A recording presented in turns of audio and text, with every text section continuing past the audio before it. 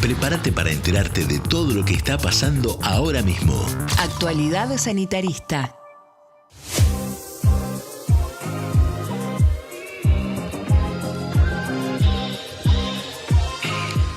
Regresamos a Mundo Sanitarista después de esta nota hermosa que hemos realizado con la primer secretaria gremial de nuestra querida federación, con la compañera Norma Díaz de Tucumán. Bien, vamos a pasar, como sabemos, a actualidad. Tenemos varios temas por tratar y vamos a tratar de hacerlo con la mayor calidad humana posible, ¿no?, que requieren los temas, porque lo he visto. Bueno, para eso está Nico Petrizzo. ¿Cómo estás? ¿Cómo les va, compañeros, compañeras? Y como siempre, Mary Báñez. ¿Qué tal? ¿Comenzás? Sí, claro, por supuesto. Es medio difícil saber por dónde empezar, ¿no es cierto? Ante estos últimos hechos que se fueron sucediendo en estos días. El fin de semana, mientras se viralizaban unos videos, no traje el video para no difundirlo ni nada, pero se viralizaban unos videos de unos trabajadores de una estación de servicio metiendo en una bolsa negra de consorcio a una chica y metiéndola en una camioneta blanca como si fuera eso algo gracioso. Estaban buscando a Brenda, Morena y Lara, que estaban desaparecidas desde el viernes a la medianoche. No había conectado, es verdad. Sí, tremendo. Dos de ellas tenían 20 años y una de ellas 15, o sea, muy jóvenes. Y la familia se estaba buscando desesperadamente desde el viernes y desde el sábado, ¿no? Los cuerpos de ellas aparecieron descuartizados y enterrados en el jardín de una casa alquilada en Florencio Varela en el día de ayer.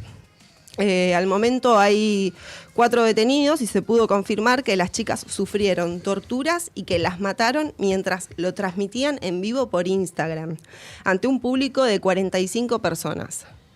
La principal hipótesis gira en torno a un entramado que mezcla prostitución y narcotráfico. Y como si todo esto fuera poco, como siempre, se estuvo hablando mucho en los medios acerca de quiénes eran las chicas, ¿no? ¿Qué hacían? ¿De qué trabajaban? Indagando y poniendo el foco en la vida privada de estas chicas, con un cierto dedito acusador, donde lo que pareciera escucharse de fondo es que de alguna manera se la buscaron, ¿no es cierto? Tremendo. ¿A ustedes les parece normal una nena de 15 años que pueda llegar a ser responsable de algo? Tremendo.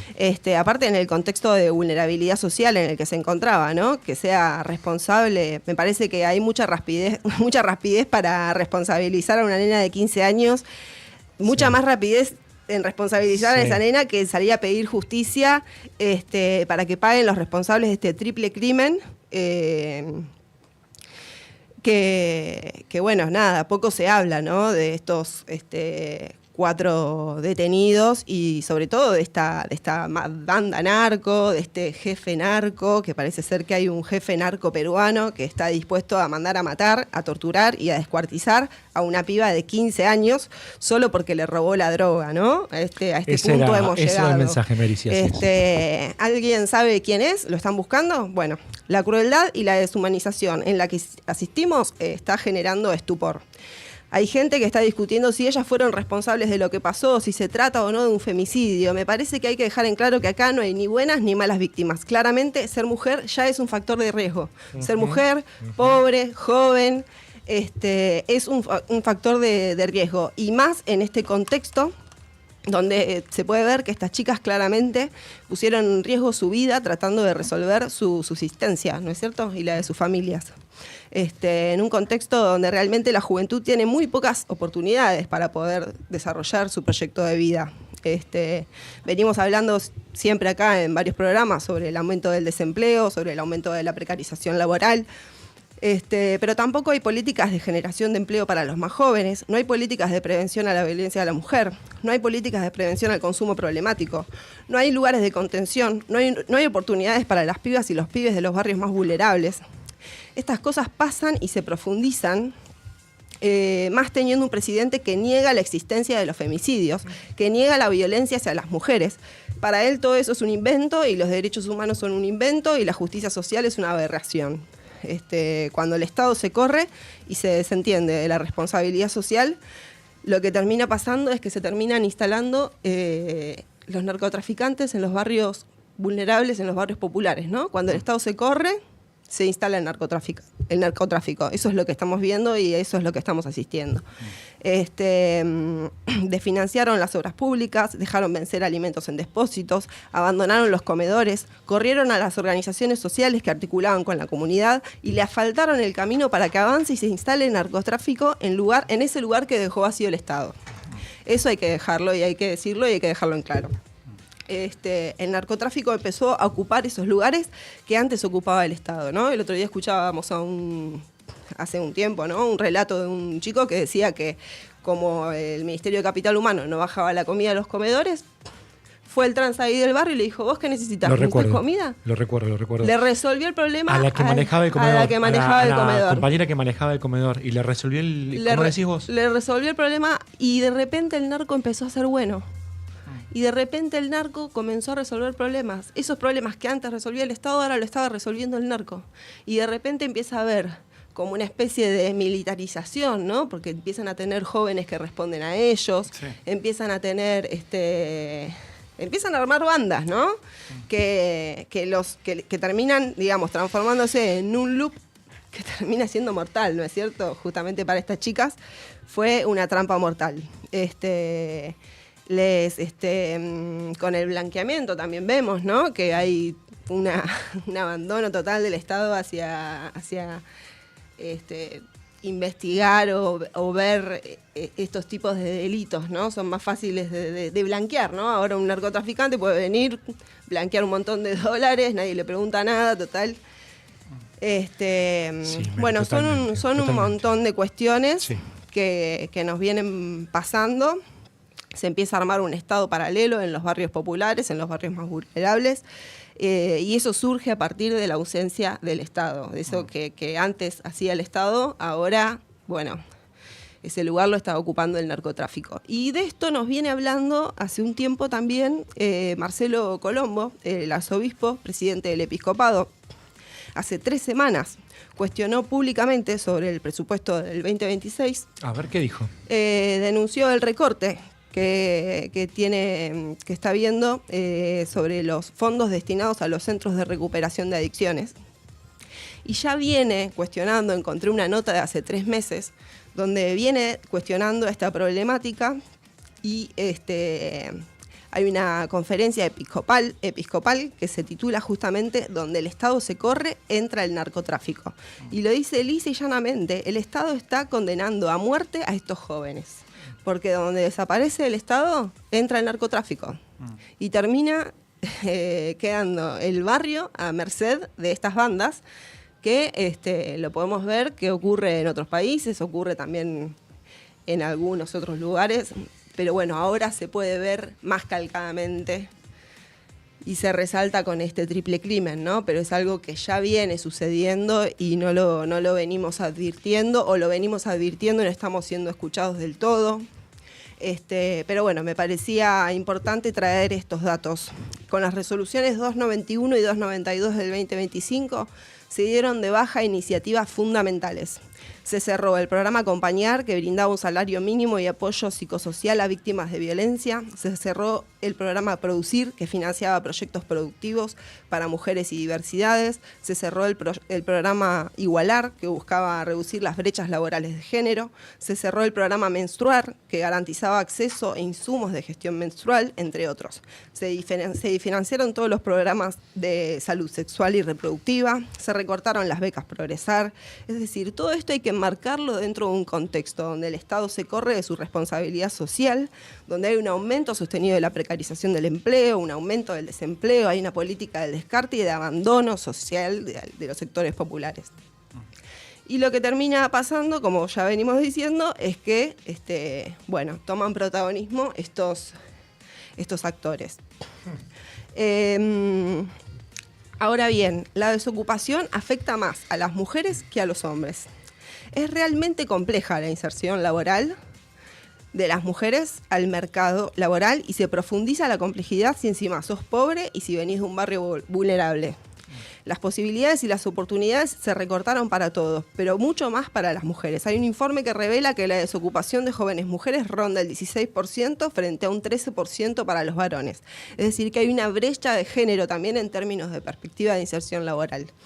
Porque, digo, hay mucha gente que se cuestiona si esto es un femicidio, no es un femicidio. Me parece que es un poco vaga la reflexión. La denominación que le quieran dar. La denominación que le quieran dar, pero sí es cierto que siendo mujer, joven, pobre, todo te cuesta más.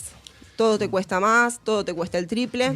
Y es muy difícil también salir de esa situación. Y estas chicas estaban poniéndose en riesgo justamente tratando de resolver su subsistencia y la de su familia, y lamentablemente con este final tan atroz y desgarrador, que la verdad que nos tiene consternados a todos, no lo podemos creer. Es muy, muy doloroso lo que está pasando, y digo, es muy triste también ver cómo en redes sociales a veces por ahí hasta se las intenta responsabilizar. No, o como que dicen, bueno, se metieron en esa, ¿viste? Como, bueno. ¿Pero qué sabemos si no sabemos nada de la causa todavía? Están acusando a 3 chicas que perdieron la vida, que fueron... No voy a hacer hincapié en lo que porque realmente me pone mal. Me hace mal. Porque lo escuché y realmente Sí. pone... Cuando en realidad lo que me pone deberíamos mal. estar discutiendo son las políticas públicas que le estamos ofreciendo. ¿Qué le estamos ofreciendo nosotros como sociedad a esas pibas, no? No Para nada. que ellas puedan... No le estamos ofreciendo nada.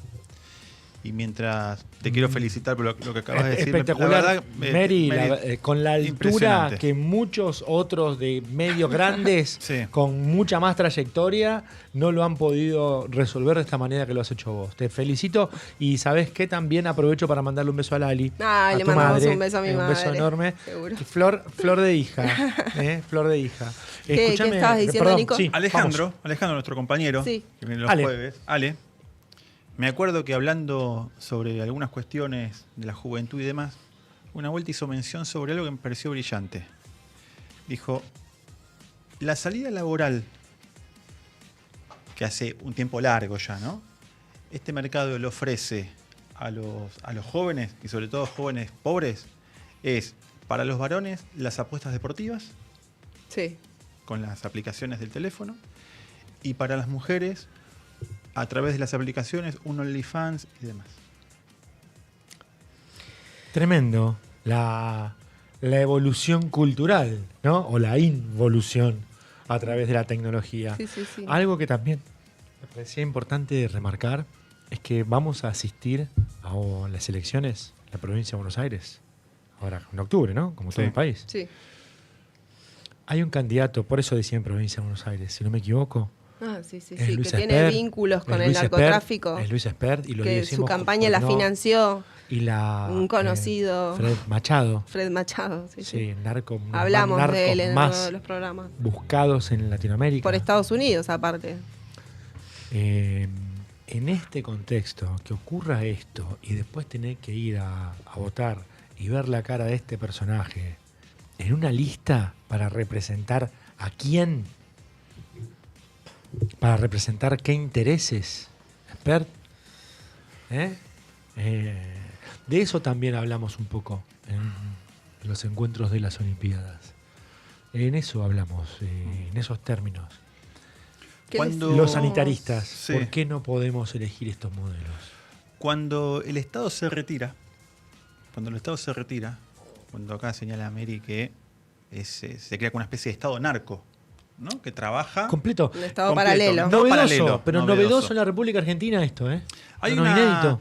hay una característica muy importante en esto, que sucedió en los 90. Te debes acordar de una campaña antidrogas que se hizo muy famosa, Sol sin drogas, Sí. por Diego Armando Maradona. cuando fue en aquellos años que el consumo de cocaína estaba en la pirámide en Sí, términos sí, de sí. sustancias ilegales.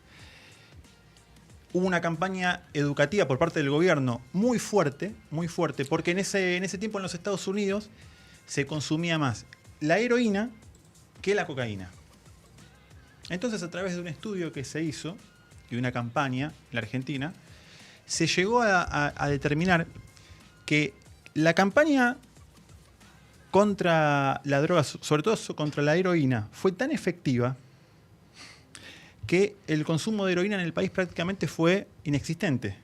¿Por qué? Porque la gente relacionó, estamos hablando a principios de la década del 90, Sí. la gente relacionó el pinchazo con la heroína, Con el HIV. con el HIV.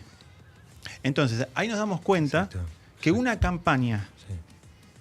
de concientización impacta, llega a la gente.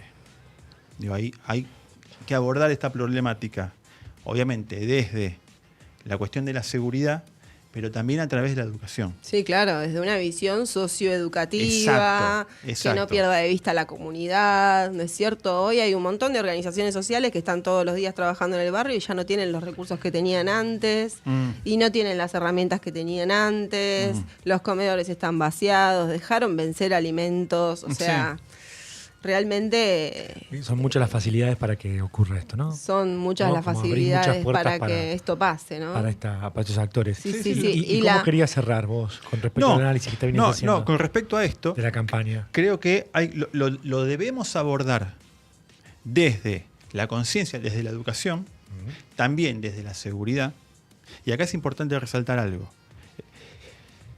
Tomemos el ejemplo de los Estados Unidos, que es el país que mayor invierte en tecnología, en seguridad, en fuerzas militares, y es Nico, donde tienen... consume el 50% de la droga mundial, se le consume en ese país en este momento. Exactamente.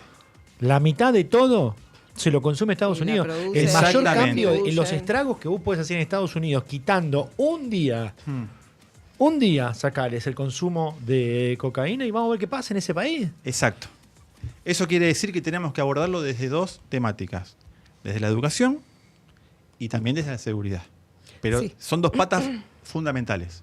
Fundamentales. Sobre todo Y desde te la digo, educación, sí, la perdón. comunidad y una perspectiva más sociocultural, ¿no es cierto? Digo desde el Sí, sí, término de la sí. seguridad, pero evidentemente estos asesinos no pueden estar libres. Esto no puede quedar impune. Esta gente tiene claramente. que pagar por por los delitos que han cometido. Sí, sí, Estas sí, son sí. organizaciones que están instaladas y lo que están haciendo es estragos en nuestros jóvenes. Estragos. Con Sí, sí, complicidad política, como bien sabemos, porque está la complicidad política. Familias que se rompen. Familias que entran en un proceso de deterioro enorme, enorme. A todos creo que nos tocó de cerca algún conocido, familiar, primo, lo que fuera, que está en ese flagelo y es terrible. Una de las chicas estas tenía un hijo, o sea, Bueno, la verdad que no se puede, no se puede. y es algo que atraviesa a todas las clases sociales, ¿eh? Obviamente tal que cual. se aborda desde otra perspectiva en las clases más altas, más pudientas. Y la Pero- marginalidad creo que es lo que ha determinado La marginalidad el profundiza final trágico de esta chica, y ¿no? complejiza también la problemática, ¿no? Y cómo buscarle solución y respuestas para poder La salida a eso. afrontar a esto, claro, porque nadie está buscando una respuesta, digamos. Estamos todos tratando de juzgar a ver si la pibita es responsable, si No, que no. estaba metida en algo raro. Ahora, Lo ¿qué le está peor- ofreciendo el Estado a la sociedad? No. ¿Qué le estamos ofreciendo a los jóvenes, a las mujeres jóvenes de los barrios populares? No estamos ofreciendo nada Me para que parece- salgan de eso. Me parece muy responsable cómo lo abordaste Sí. y tengo que decir que me parece una total porquería, una cuestión muy trágica de ver cómo lo han hecho en otros medios. Perdón, discúlpame. No, que ahora la columna se llamaba La deshumanización avanza, porque Muy en bien. realidad yo, Muy a mí bien. este tema me tomó en estos Sí, sí, días, sí. pero en realidad yo venía a hablar de que el presidente promulgó la ley de emergencia en discapacidad y al mismo tiempo suspendió su ejecución por supuestamente falta de partidas presupuestarias necesarias para cumplir con esa normativa, ¿no es cierto? Parece un chiste que el Ejecutivo invoque y argumente su irresponsabilidad política de abandonar a las personas más vulnerables en un contexto de presupuesto doblemente prorrogado. O sea, recordemos que el Poder Legislativo no tuvo ni siquiera la oportunidad de discutir un presupuesto. Y entonces él viene y te dice, no, bueno, es que si no tenés presupuesto, no me definís bien de dónde sacar la plata, no puedo ejecutar esto, cuando la verdad es que definitivamente el Congreso hace 3 años no pudo prever nada de todo esto que estaba pasando y el Ejecutivo clausuró el debate y estamos con un presupuesto que se aprobó en el 2022. Me parece que también hay una política sostenida de descarte hacia los sectores más vulnerables y los sectores que menos herramientas tienen para poder resolver sus problemas, en un contexto también en el que se han resignado partidas y han encontrado recursos para así financiar, por ejemplo, discrecionalmente a la CIDE, o duplicaron los fondos destinados a la Secretaría General de Presidencia bajo la órbita de la hermana de Javier Milei. Por ejemplo, para el 2026, el presupuesto para la Secretaría General de Presidencia refleja un aumento de un 26%. Con una inflación de un 10% proyectado, el aumento que va a tener la Secretaría General de Presidencia supera la inflación proyectada. Y por el contrario, digamos, el presupuesto destinado para la ANDIS es de un ajuste de un aumento de un 7,8%. Así nos damos cuenta, digamos, esta discrecionalidad, digamos, como a veces destinan fondos para ciertas cosas y para otras no hay plata, ¿no es cierto? Exacto. Y el mismo día que dijo que no tenía fondos para poner en ejecución la ley de emergencia en discapacidad, lo que hizo fue eliminarle las retenciones al campo. No me voy a detener mucho en esto porque también lo pensábamos hablar un poco con Nico, pero quería decir que no tardó el secretario del Tesoro en pronunciarse y decir que las retenciones al campo deberían volver, así que no tardó tampoco. Pasaron 4 días y ya las retenciones volvieron, ¿no es cierto? Y los que se beneficiaron fueron las grandes cerealeras y los agronegocios concentrados, Busquen, Cargill o Bunge, que han tenido ganancias extraordinarias. En efecto, la quita de retenciones al agro representa un 0,23% del PBI y representa el 66% del costo que hubiese tenido que implementar la ley de emergencia en discapacidad. Qué locura. La verdad que esto muestra una clara selectividad en el ajuste, ¿no es cierto? La casta, bien, gracias. Así que, bueno, ya perdió vigencia la eliminación de las retenciones y lo otro que está pasando es en el Congreso avanza un proyecto de pedido de interpelación al jefe de gabinete Guillermo Francos, por el cual podría ser removido del cargo para iniciar una moción de censura. Se lo acusa de incumplimiento de deberes de funcionario público, abuso de autoridad y violación de la división de poderes, dado que se vulneró el principio de constitucionalidad de supremacía del Congreso. ¿Qué fue lo que hizo? ¿Sabes? No, bueno, esto de no ejecutar las leyes que provienen del Congreso, desconociendo la primacía que tiene el Congreso a la hora de formar leyes. Bien. Si sale una ley del Congreso, vos la tendrías que ejecutar. De hecho, le estaban por iniciar una causa penal porque incluso la promulgó justo muy al límite. La promulgó justo antes del vencimiento y encima la promulgó y dijo, suspendo la ejecución porque no sé de dónde hay que sacar los fondos. Y todo el tiempo se están excusando con no sé de dónde hay que sacar los fondos, pero después para financiar, ya te digo, la CIDE y otras cosas que a ellos sí les importan, o bajar las retenciones, por ejemplo, para eso sí hay fondos y ahí el déficit fiscal o el equilibrio fiscal ya no tiene la relevancia que tiene para financiar o promover políticas públicas hacia los sectores que realmente están urgidos y necesitados por eso. Claro, sí, son muchas las personas que están en este momento con este problema, ¿no? Sí, hay un informe que dice que 8 de cada 10 laburantes privados no llegamos a fin de mes. Tal cual. 8 de cada 10. Y que un sector muy importante está utilizando la tarjeta de crédito ya directamente financiando los Tal cual. alimentos. Esteban Paulón dijo, se negaron a garantizar derechos a personas con discapacidad, alegando falta de fondos, pero al mismo tiempo condonaron más de 1.600 millones de dólares a los agroexportadores para eliminar las retenciones. Sí, Mira, sí, con Nico. respecto a eso, el presidente, creo que hace 3 días hace el anuncio que las entidades, sobre todo la sociedad rural, ¿no? En su momento, cuando fue la inauguración, que fue la 137ª, la exposición rural, lo ovacionaron al presidente de la Nación, lo ovacionaron en la sociedad rural hace un mes, no mucho, no estoy hablando del principio de gobierno, hace un mes. En el marco social que estábamos viviendo y seguimos viviendo, que es el ajuste brutal a los trabajadores, a los jubilados, a los discapacitados y demás, el presidente va con sus funcionarios a la sociedad rural y fue ovacionado. En ese momento... En el auto con Karine y con Toto. Exacto. En ese momento hizo un anuncio en vivo en la sociedad rural de una baja, de una quita, no sé si de 6-7 puntos a las retenciones. Ujú. Fue muy aplaudido por eso. El titular Nicolás Pino, me acuerdo que públicamente salió a hablar maravillas del presidente Milei. Tengo anotado acá parte del discurso de Milei de ese día. No, de verdad vas a hacer eso. Quiero pedirles que no dejen de acompañar a este proyecto de país porque es la única garantía de que no vuelvan a sufrir el horror a los que lo arrastró la casta política en el último siglo. Bueno, que Dios los bendiga, valora el sacrificio que están haciendo el sector entero y demás. Con respecto a esto,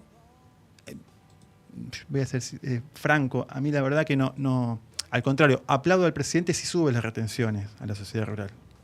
Me encantaría que el presidente no solamente anule lo que firmó hace 3 días de la quita total de las retenciones, sino que se las aumente.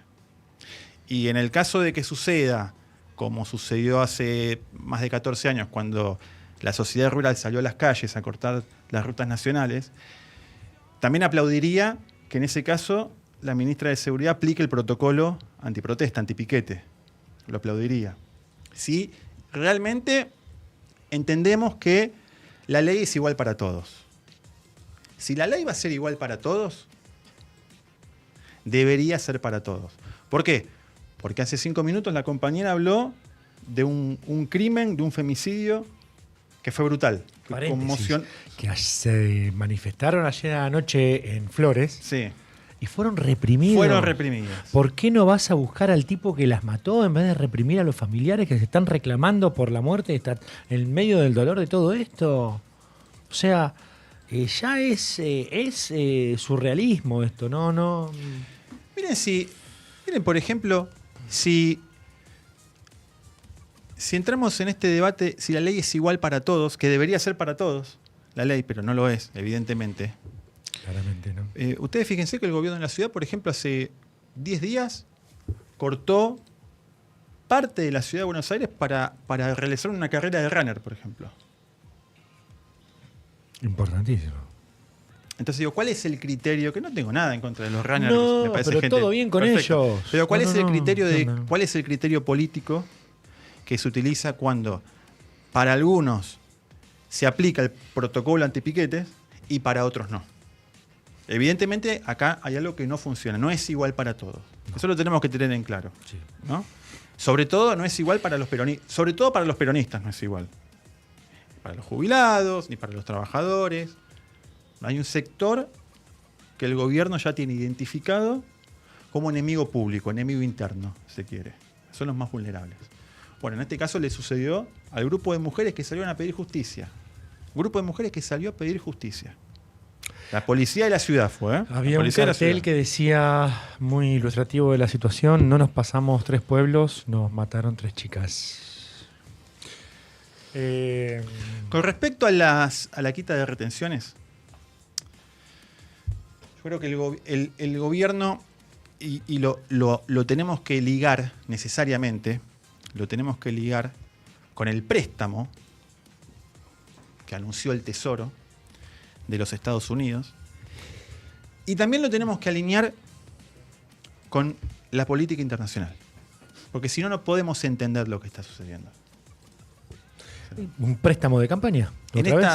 Sí, en esta semana creo que fue muy notorio, muy evidente, de que la política internacional está 100% interiorizada en lo que es la política nacional. Pero 100%. Nos van a entrar por todos lados, Nico. Para entender lo que pasa en Argentina, primero tenemos que entender y saber qué está pasando en el mundo. Total. Si no, no hay manera de que nosotros analicemos y entendamos cuál es la situación. Uh-huh. O sea, ¿por qué Estados Unidos, desde su interés nacional, le otorga un nuevo préstamo enorme, o anuncia que le va a otorgar un nuevo préstamo a la Argentina de semejante dimensión. ¿Cómo lo explicamos? ¿Cómo lo explicamos esto? ¿Hay algo que tenemos que les pueda llegar a interesar? Sí, en el marco de un conflicto que se está dando por el fin de un mundo unipolar Total. y la concreción de un mundo o una multipolaridad, global. Sí, que en poquito tiempo China amenaza con superarlos ampliamente en muchos indicadores, en muchas cuestiones que a ellos realmente les parecen determinantes. Exactamente, en esto no está China detrás, China está dentro. China está dentro. A ver. Acá la confrontación es entre Estados Unidos, la OTAN, Europa y lo que yo llamo Eurasia. Eurasia, que es Rusia, China, India, Irán y los países más poderosos de Asia. Bien, Eurasia. bien. ¿No? Esa es la confrontación que hoy vemos entre Oriente y Occidente. Desde ahí tenemos que entender el mundo y desde ahí vemos cómo lo internacional se interioriza en lo nacional. Esto no es nuevo. Esta confrontación de Occidente con Oriente no es nueva. Viene desde la Ilíada de Homero en la guerra de Troya, donde Grecia era Occidente y Troya era Oriente. Después se hizo de forma novelesca, ¿no? Pero hay una confrontación que fue la primera guerra comercial arancelaria en Troya, de la humanidad, que viene desde esa época. ¿Por qué? Porque Occidente siempre hizo, sobre todo Europa y Estados Unidos, una mala apreciación de lo que pasaba en Oriente. Europa siempre pensó que en Rusia vivían solamente campesinos pobres e ignorantes. Entonces, a principios de 1800 manda a Napoleón con todas las fuerzas europeas y son derrotados por los rusos. Esa es la primera mala lectura que hace Europa. La segunda mala lectura que hace Occidente, ya un poquito más cerca en este tiempo, la hace Nixon en los 70, en el 72, cuando visita China. Que ve Nixon en el mercado chino la posibilidad de más de 1.000 millones de consumidores. Nixon se imaginó en su cabeza 1.000 millones de chinos tomando Coca-Cola. Lo que sucedió es que esa China se hizo productora dentro del sistema capitalista. Acá el conflicto es dentro del propio sistema, ese intersistémico, el conflicto que tenemos. Ese choque global es intersistémico, dentro del capitalismo. Esa discusión está saldada dentro del capitalismo. Después lo que encontramos son diferentes escenarios de ese conflicto, de ese mismo conflicto de Oriente y Occidente. Medio Oriente, Ucrania, Venezuela, la Argentina. La Argentina.